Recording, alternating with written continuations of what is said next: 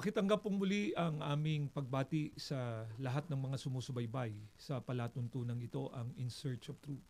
Ako po ang kapatid na Jerry Lapira na muli po nag-aanyaya sa inyo. Samahan niyo po kami sa may kalahating oras ng makabuluhang pagtalakay na gagawin natin sa palatuntunang ito. Sa unang bahagi po ng ating programa ay pakinggan at panoorin po muna natin ang aming isinagawang interview sa isa naming kapatid sa Iglesia ni Cristo mula po dyan sa lokal ng Paraiso sa Distrito Eklesyastiko ng Tarlac City, Tarlac. Ang tinutukoy po namin ay si kapatid na Lorna Mandal. Pakinggan at panoorin po natin ang nabanggit na interview.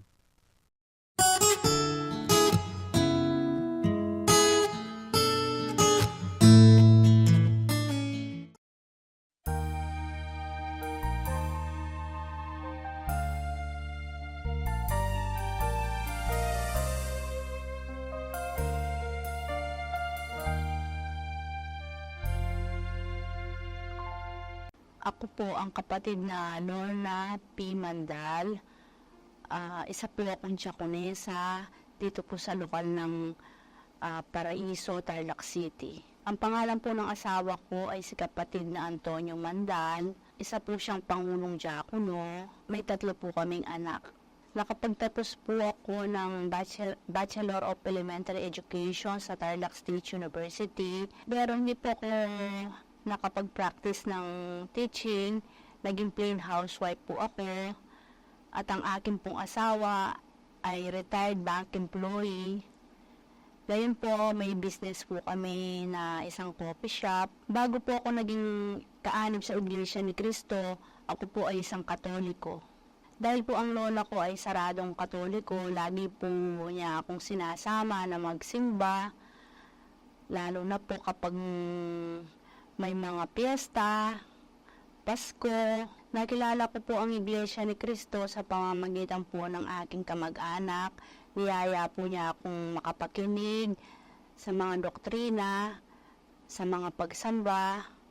Yung panahon po ng pagmimisyon, hindi po lang ako nakikinig, nagtatanong din po ako sa mga aral na doon sa Katoliko na naikumpara ko doon sa ngayon sa mga naririnig kong aral sa Iglesia ni Cristo, na nagtanong din po ako kung bakit kumakain ang pagkain po ng dugo. Tinanong ko rin po kung bakit hindi pwedeng mag-asawa na hindi Iglesia ni Cristo ang mga kaanib nito. Ang lahat po ng sagot sa tanong ko ay kinuha lahat sa banal na kasulatan. Tinuro po sa akin na ang hindi pag-asawa ng mga pare ay hindi po sang-ayon sa banal na kasulatan. Itinuro din po sa akin kung bakit pinagbabawal ang pagkain ng dugo, sapagkat ito po ay pinagbabawal ng ating Panginoong Diyos. Pati po yung pag-aasawa ng taga-sanlibutan ay pinagbabawal po sa loob ng Iglesia ni Cristo, sapagkat utos din po yun ng Panginoong Diyos. Tinanggap ko po yun na yun ang katotohanan, sapagkat yun po ang nakasulat sa Biblia. Kaya nagpasya na po ako na magpadoktrina. Sa panahon po ng pagdodoktrina, dito ko po napatunayan, ito po ako maliligtas. Kaya po nagpatuloy na po ako na umanib sa iglesia hanggang ako po ay nabautismuhan. Ako po ay nabautismuhan sa Tarlac City noong 1982. Lubos po ako nagpapasalamat na ako po ay nabautismuhan at naanib sa loob ng Iglesia ni Cristo upang matamo ko po ang kaligtasan pagdating ng araw ng pag-uukong. Ano man po ang mga dumating na mga pagsubok, mga kahadlangan, ako naman po ay nakapagtagumpay sa tulong ng Panginoon Diyos at ngayon masigla po akong kaanib sa loob ng Iglesia ni Cristo, may tungkulin. Kaya lubos ko po yung pinasasalamatan sa Panginoong Diyos na ako matawag sa Iglesia ni Cristo. Kaya naman po pinapangako ko po sa ating Panginoong Heso Kristo at sa ating Diyos na ako po ay mananatili sa loob ng Iglesia ni Cristo habang ako'y nabubuhay. At lahat ng mga aral na aking napakinggan ay susundin ko sa awat tulong niya para mabigay ko sa kanyang kapurihan. Ako po ay si kapatid na Lorna Mandal, ikinararangal ko po na maging Iglesia ni Cristo. Ang napanood at napakinggan po natin ay ang aming isinagawang interview kay kapatid na Lorna Mandal na tagalokal ng Paraiso sa Distrito Eklesyastiko ng Tarlac City, Tarlac. At sa aming pong pagbabalik ay sasagawa na po natin ang pag-aaral ng mga salita ng ating Panginoong Diyos. Huwag po kayong bibitiw. Magbabalik po ang programang ito. Magpapakilala lamang po ang aming himpilan. Nakikinig kayo sa Iglesia ni Cristo Radio, DZEM 954, ang tinig ng katotohanan.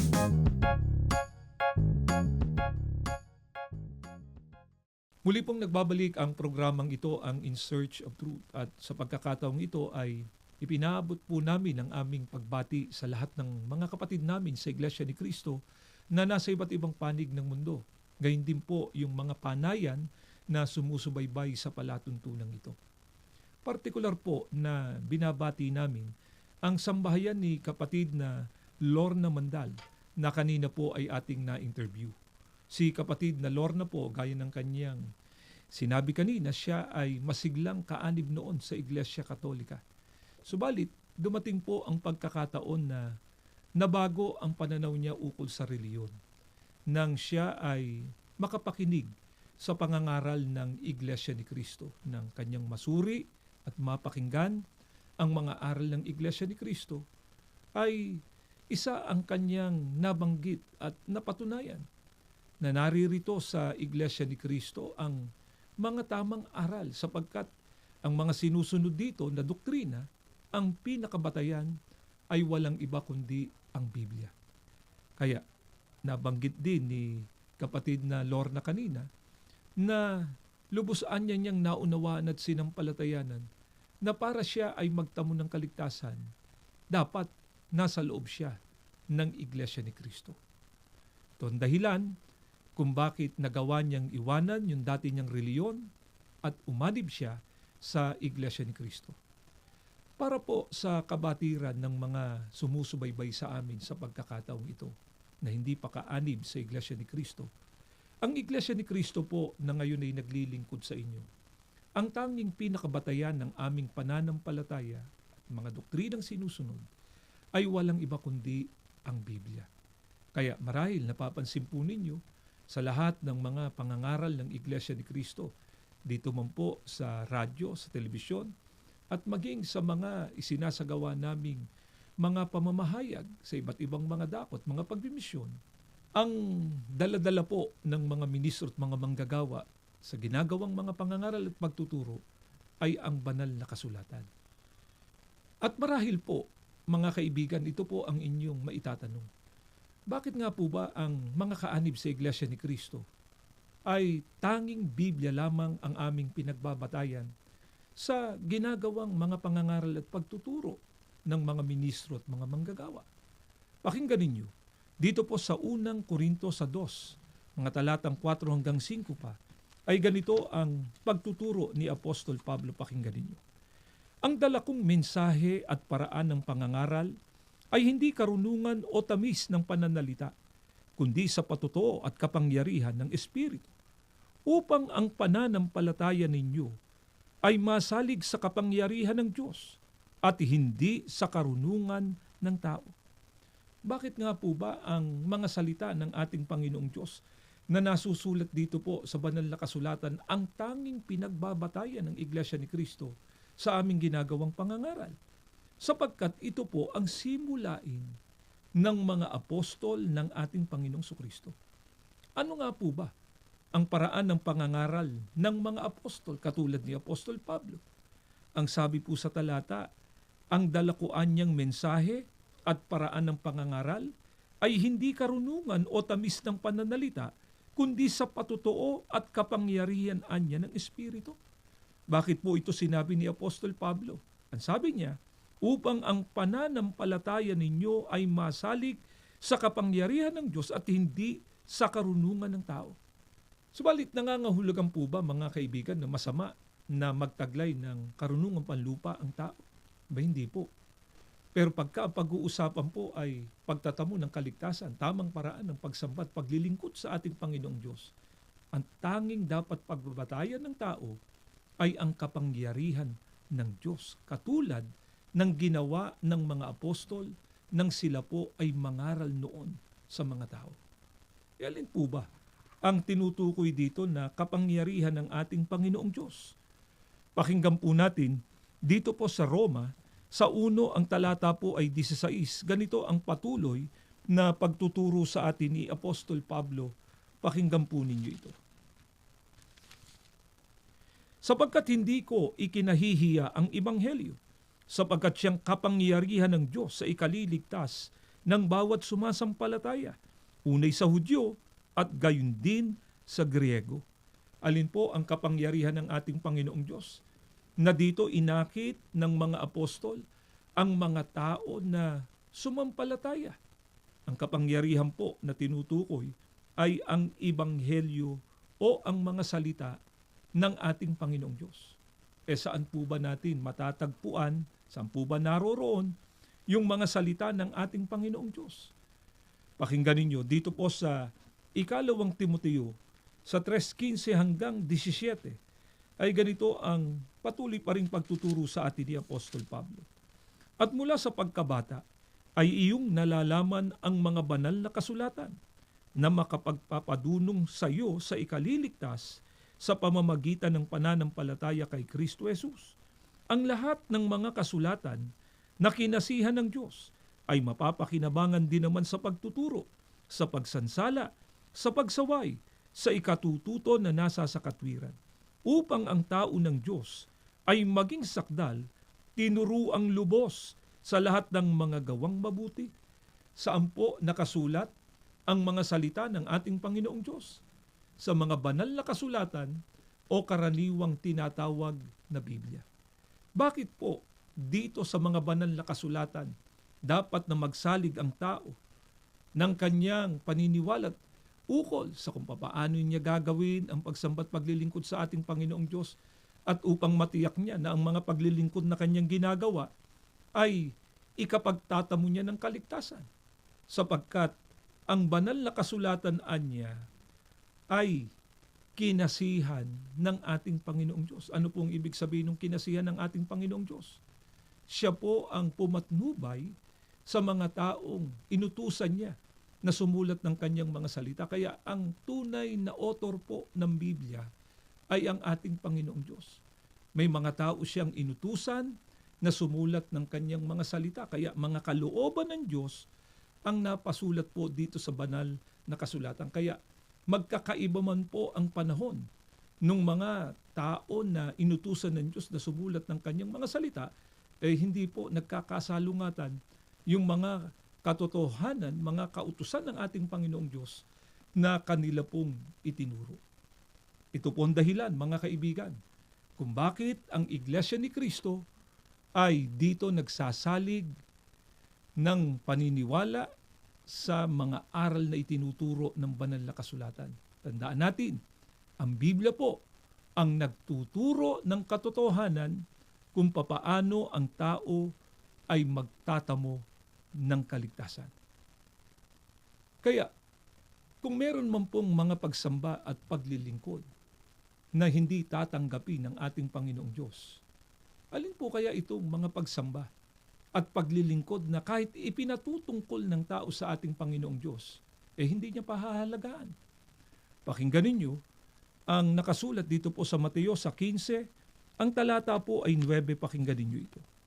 Datapwat walang kabuluhan ang pagsamba nila sa akin, na nagtuturo ng kanilang pinakaaral ang mga utos ng mga tao. Pagka po ang pagsamba at paglilingkod na ginagawa ng tao, ang kanyang pinagsasaligan ay hindi mga aral ng Diyos na nakasulat sa Biblia, kundi mga aral at utos lamang anya ng tao, tiniyak na po ng ating Panginoong Diyos. Ano man ang gagawing pagsambat paglilingkod ng mga tao, walaan niya itong kabuluhan. Mga kaibigan, papayag po ba naman tayo? Nagsasakripisyo tayo, namumuhunan tayo ng mga hirap, alang-alang sa ginagawa nating mga pagsambat paglilingkod sa ating Panginoong Diyos. Subalit, para sa ating Panginoong Diyos, yung palang ginagawa nating mga pagsambat paglilingkod ay wala naman pong kabuluhan. Kailan lamang po ba nagkakaroon ng kabuluhan ang pagsamba at paglilingkod na ginagawa ng tao sa Diyos? Kung ito po ay naaayon sa kanyang mga kalooban. Ang mga kalooban po ng ating Panginoong Diyos, ipinasulat na po ng ating Panginoong Diyos dito sa banal na kasulatan o sa Biblia.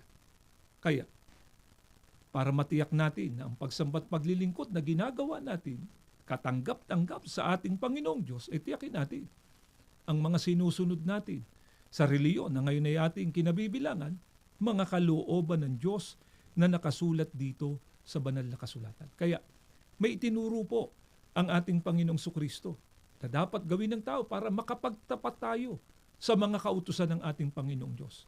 Ano po yung itinurong yon ng ating Panginoong Sukristo? Pakinggan ninyo. Dito po sa Juan sa 20, 30 hanggang 31 ay may ganito pong pagtuturo sa atin ang ating Panginoong Sukristo. Gumawa rin nga si Jesus ng iba't ibang maraming tanda sa harap ng kanyang mga alagad na hindi na nga susulat sa aklat na ito. Ngunit ang mga ito ay nangasulat upang kayo'y magsisampalataya na si Jesus ay ang Kristo, ang anak ng Diyos. At sa inyong pagsampalataya ay magkaroon kayo ng buhay sa kanyang pangalan. Ayon sa ating Panginoong Sukristo, nangasulat niya ang mga ito upang tayo anya ay magsisampalataya at sa ating pagsampalataya magkaroon anya tayo ng buhay sa kanyang pangalan. Ano ang dapat nating maunawaan?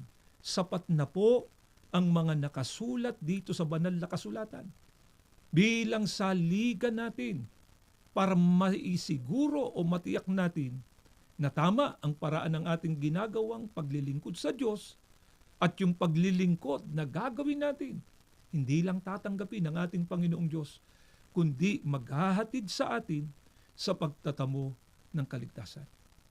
Kaya nga po, ang ganitong mga pag-aaral ng mga salita ng ating Panginoong Diyos ay napakahalaga. Sapagkat paano po natin malalaman kung ano yung mga kalooban ng ating Panginoong Diyos kung hindi naman po tayo maglalaan ng panahon para pakinggan ito. Pero nakinig po tayo ng mga salita ng ating Panginoong Diyos para lubos natin itong pakinabangan. Ano po ang itinuturo ng banal na kasulatan na dapat nating gawin? Sino nga po bang nakikinig ng mga salita ng ating Panginoong Diyos ang tiniyak ng mga apostol na makikinabang? Pakinggan po ninyo. Dito po sa Santiago sa 1, ang talata po ay 25. Pakinggan ninyo ito. Ngunit ang nagsisiyasat ng sakdal na kautusan, ang kautusan ng kalayaan at nananatiling gayon, na hindi tagapakinig na lumilimot, kundi tagatupad na gumagawa, ay pagpapalay ng taong ito sa kanyang ginagawa. Ang mga nakinig po pala na tinupad yung kanilang napakinggan, sila po ang magiging mapalad, sila po ang makikinabang sa ginawa nilang pakikinig sa mga salita ng ating Panginoong Diyos. Ano po yung pakinabang? Natatamuhin ng mga hindi lang po nakinig, kundi nagpasya sila na yung mga aral ng Diyos na kanilang napakinggan, ito ang kanilang susundin. Pakinggan ninyo, ang pahayag naman ni Apostol Pablo sa kanyang unang sulat sa mga Kristiyanong taga-Korinto, sa 15, 1 hanggang 2, pakinggan natin ito. At ngayon ipinaalala ko sa inyo, mga kapatid, ang mabuting balita na ipinangaral ko sa inyo. Yan ang ebanghelyo na inyong tinanggap at naging saligan ng inyong pananampalataya. Sa pamamagitan nito'y naliligtas kayo kung matatag kayong nananangan sa salitang ipinangaral ko sa inyo. Liban na nga lamang kung kayo'y sumampalataya na di iniisip ang inyong sinampalatayanan. Ayon po sa pagtuturo ng mga apostol, ano po yung pakinabang na matatamo ng tao na nakinig At pagkatapos ay tinupad niya, sinunod niya yung mga kalooban ng Diyos na kanyang napakinggan. Tiniyak na po ng mga apostol, silaan niya yung maliligtas. Kaya pagka ang pag-uusapan po ay katotohanan, kung papaano ang tao ay maliligtas, ano nga po ba ang katotohanan ng nakasulat dito sa banal na kasulatan na dapat na mapakinggan ng tao? At pagka napakinggan niya, dapat din siyang magpasya na sundin o ganapin yung katotohanan ng kanyang napakinggan. Pakinggan po ninyo at babasahin ko ang nakasulat dito po sa 1:7 at 9, dito po sa Saling Revised English Bible, sa pagkakaliwat na po ito sa wikang Pilipino. Pakinggan ninyo at ganito ang ating mababasa. Kaya muling nagsalita si Jesus, buong katotohanan ng sinasabi ko sa inyo, ako ang pintuan ng kulungan ng mga tupa. Ako ang pintuan. Sino man na pumasok sa loob ng kawan sa pamamagitan ko ay maliligtas. Batay po sa pagtuturo ng ating Panginoong Sukristo, niliwanag niya, buong katotohanan niya na sinasabi niya sa atin na siya yung pintuan. Ano po ang dapat gawin ng tao sa ating Panginoong Sukristo bilang pintuan? Ang sabi niya, dapat na ang tao ay pumasok sa Kanya. Pero paano natin makikilala yung mga taong tunay na pumasok sa ating Panginoong Sukristo? Ang sabi rin po, sino man anya na pumasok sa loob ng kawan. Ang mga tunay na pumasok sa ating Panginoong Sukristo bilang pintuan, napaloob sila sa kawan. Ano po ang tiniyak ng ating Panginoong Sukristo? Maliligtasan niya sila. Pero maaring sabihin po nung iba, ang sinabi po dyan ng ating Panginoong Sukristo, pumasok sa loob ng kawan para maligtas. Hindi naman po sinabi dyan ng ating Panginoong Sukristo, pumasok ka sa Iglesia ni Kristo para maligtas ka. Mga kaibigan, pagka inalam po natin kung alin yung kawan na doon napaloob ang mga tao na pumasok sa ating Panginoong Sukristo at ginarantahan niya na sila yung mga taong maliligtas, walang iba kundi ang Iglesia ni Kristo. Katunayan po, pakinggan ninyo dito po sa Aklat ng Mga Gawa, 20:28. Salin po ito ni Ginoong George M. Lamsa sa pagkakaliwat na sa wikang Pilipino. Natin basahin ito, pakinggan ninyo. Ingatan ninyo kung gayon ang inyong sarili at ang buong kawan. Narito'y hinirang kayo ng Espiritu Santo ng mga katiwala upang pakanin ang Iglesia ni Kristo na binili niya ng kanyang dugo. Batay po sa talatang binasa namin sa inyo, ang kawan ay walang iba kundi ang Iglesia ni Kristo. Sa makatwid, ang mga tao po na nakinig at tumupad sa sinabi ng ating Panginoong Sukristo na pumasok sa Kanya bilang pintuan at napaloob sa kawan at tiniyak niya ang kanilang kaligtasan, sila po ang mga tao na pumasok o naging kaanib sa Iglesia ni Kristo. Ito nga po ang lubos na naunawaan ni kapatid na Lorna Mandal. Kaya nga, bagamat may reliyon na siya noon na kinabibilangan, Iglesia Katolika siya noon, at masigla siyang kaanib dito. Nung maunawaan niyang mga katotohanan ito, hindi lamang po niya pinakinggan ito, kundi nagpasya siya na ganapin at sundin yung katotohanan ng kanyang napakinggan. Iniwan niya yung dati niyang reliyon, pumasok, naging kaanib siya sa Iglesia ni Kristo.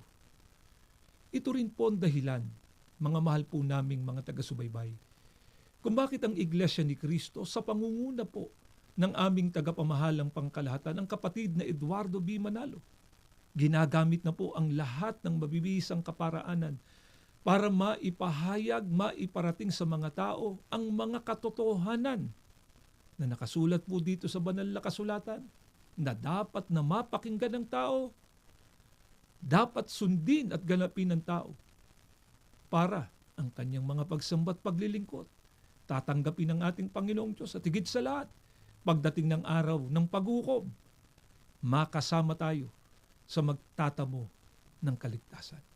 Kaya nga po si kapatid na Lorna ay meron pong paanyaya sa mga nakikinig at sumusubaybay ngayon na hindi pa kaanib sa Iglesia ni Kristo.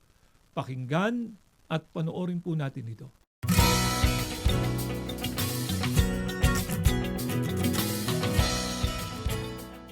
Kayo po ay aking inaanyayahan na makinig sa mga doktrina sa loob ng Iglesia ni Cristo, sa mga pagsamba, upang malaman din po ninyo ang mga katotohanan, ang mga kalooban ng ating Panginoong Diyos para matamo po natin ang ating kaligtasan.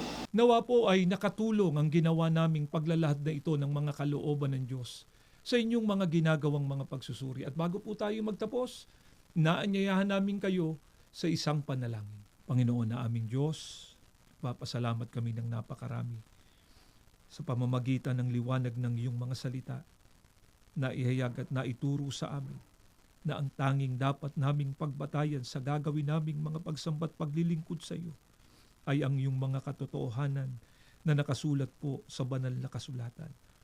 Maawa ka nawa po sa mga nakikinig at sumusubaybay sa amin na hindi pa kaanib sa Iglesia ni Cristo. Nawa po ganap nilang maunawaan ang halaga ng pagsunod sa iyong mga kautusan, lalong-lalo na po ang pag-anib sa Iglesia ni Cristo. Panginoong Hesukristo, lumalapit po kami sa iyo. Maawa ka nawa pong ipamagitan kami sa Ama. Patuloy na pagpalain ang lahat ng iyong mga hinirang. Ama, sa muli naming paglapit, hindi namin makakalimutang ipanalangin ang kapatid na Eduardo Manalo. Ingatan mo ang aming pinakamamahal na kapatid. Pagkaloob ang natatanging kalusugan ng karunungan at kapangyarihan na ginagamit nila sa pangunguna sa kabuuan ng iyong bayan. Ang lahat inihiling na po namin sa pangalan po ng aming tagapagligtas na si Kristo Jesus. Amen.